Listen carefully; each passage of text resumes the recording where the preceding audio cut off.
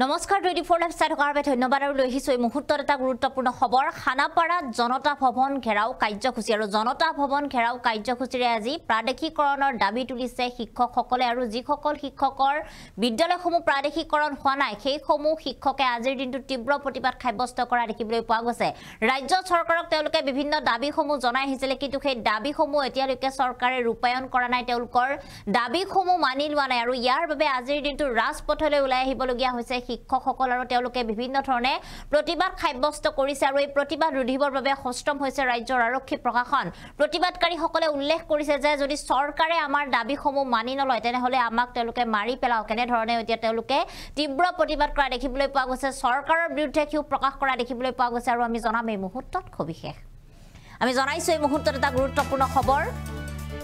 খানাপাৰাত শিক্ষক সংগঠনৰ প্ৰতিবাদী কাৰ্যসূচী ৰূপায়ণ আজিৰ দিনটো তীব্ৰ প্ৰতিবাদী কাৰ্যসূচী ৰূপায়ণ কৰা দেখিবলৈ পোৱা গৈছে খানাপাৰাত প্ৰাদেশিকৰণৰ পৰা বঞ্চিত হোৱা সকলো শিক্ষকৰ আজিৰ দিনটো তীব্ৰ প্ৰতিবাদ সাব্যস্ত কৰিছে তেওঁলোকে খানাপাৰাত ৰূপায়ণ কৰিছে জনতা ভৱন ঘেৰাও কাৰ্যসূচী আজিৰ দিনটো তেওঁলোকে জনতা ভৱন ঘেৰাও কাৰ্যসূচীৰে প্ৰতিবাদ সাব্যস্ত কৰিছে বিভিন্ন দাবীসমূহ চৰকাৰে মানি নোলোৱাৰ বাবে এই প্ৰতিবাদ সাব্যস্ত কৰা হৈছে তেওঁলোকে বহু বছৰ আগৰ পৰাই তেওঁলোকৰ দাবীসমূহ চৰকাৰলৈ দি আহিছে তেওঁলোকে বিভিন্ন দাবীসমূহ উত্থাপিত কৰি আহিছে কিন্তু ইয়াৰ পিছতো চৰকাৰে তেওঁলোকৰ দাবীসমূহ মানি লোৱা নাই আৰু আজি এইভাবে হিয়া ঠাকুৰী তেওঁলোকে নিজৰ ক্ষোভ প্ৰকাশ কৰা দেখিবলৈ পোৱা গৈছে হাতে হাতে তেওঁলোকে প্লে কাৰ্ড লৈ সকলো শিক্ষক ওলাই অহা দেখিবলৈ পোৱা গৈছে প্ৰায় ৫,৫০০ কৈ শিক্ষক আজিৰ দিনটোত ওলাই আহিছে যেহেতু ২০১৩ ৰ পৰা ২১ চনৰ ভিতৰত বঞ্চিত হোৱা যিসকল এমই স্কুলৰ শিক্ষক আছিল বা আন যিসমূহ শিক্ষক আছিল সেই শিক্ষকসকলৰ যেহেতু তেওঁলোকৰ বিদ্যালয়সমূহ প্ৰাদেশিকৰণ হোৱা নাই তেওঁলোকৰ দাবীসমূহ মানি লোৱা হোৱা নাই আৰু ইয়াৰ বাবে আজিৰ দিনটোত সকলো শিক্ষক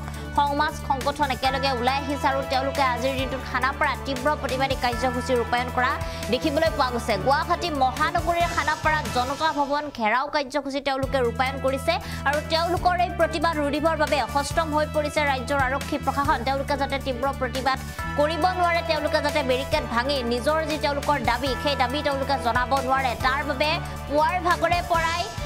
যি ৰাজ্যৰ প্ৰশাসন আৰক্ষী প্ৰশাসনে এনেদৰে সষ্টম হৈ থকা দেখিবলৈ পোৱা গৈছে আৰু আজিৰ দিনটোত শিক্ষকসকলে প্ৰাদেশিকৰণৰ লগতে বহু কেইটা দাবী তেওঁলোকে আজিৰ দিনত জনোৱা দেখিবলৈ পোৱা গৈছে আৰু তীব্ৰ প্ৰতিবাদ সাব্যস্ত কৰিছে আৰু আগন্তুক দিনত যদি চৰকাৰে এই দাবীসমূহ মানি নলয় তেনেহলে তেওঁলোকে ৰাজপথলৈ ওলাই আহি আৰু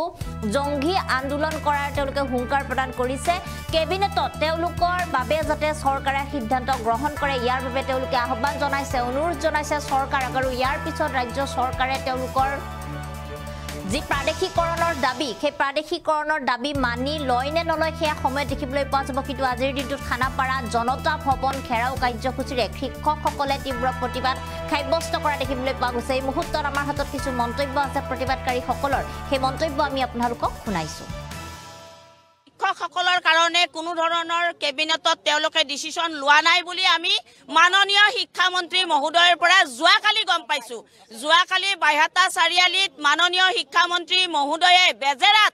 আমাৰ শিক্ষকৰ আগত কৈছে যে আপোনালোকৰ যদি পদ প্ৰাদেশিকৰণ কৰিব লাগে ২০১৩ আৰু ২০২১ চনত বঞ্চিত হোৱা শিক্ষকসকলক তেতিয়াহলে আমি কেবিনেটত ডিসিশন ল'ব লাগিব আৰু কেবিনেটৰ ডিসিশন মতে হ'ব এই খবৰটো পোৱাৰ পিছতে আমাৰ মনবিলাক আৰু দুখত ভাগি পৰিছে বহুত শিক্ষকে আজি মৃত্যুবৰণ কৰিবলৈ ৰেডি হৈ আহিছে গতিকে এই স্থলীৰ পৰা মাননীয় মুখ্যমন্ত্ৰী মহোদয়ক এটাই অনুৰোধ কৰিব বিচাৰিছো আপুনি এই সপ্তাহৰ ভিতৰতে কেবিনেটত ডিসিশন লৈ আমাৰ এই দুৰ্ভগীয়া শিক্ষকসকলক আমাৰ শিক্ষক কৰ্মচাৰী বেছি নাই ৫,৫০০ আমাৰ শিক্ষক কৰ্মচাৰী আছে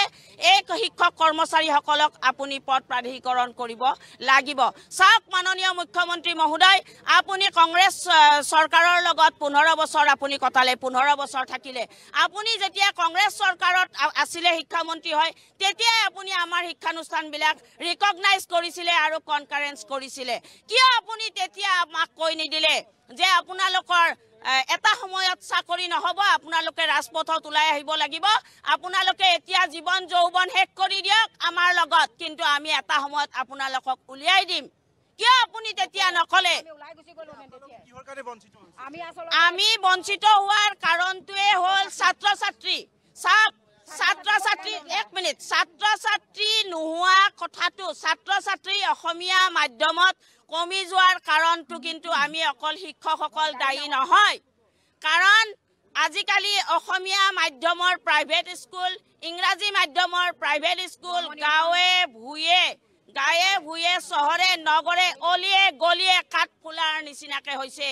কিয় অসম চৰকাৰে সেইবিলাক বন্ধ কৰিব পৰা নাই?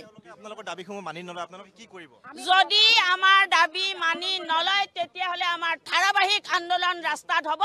আৰু পুলিচ প্ৰশাসন আপোনালোকক হাতযোৰ কৰিছোঁ, আমাৰ নিচিনা শিক্ষকে আপোনালোকক পুলিচ প্ৰশাসনৰ আসনত বহুৱাইছে।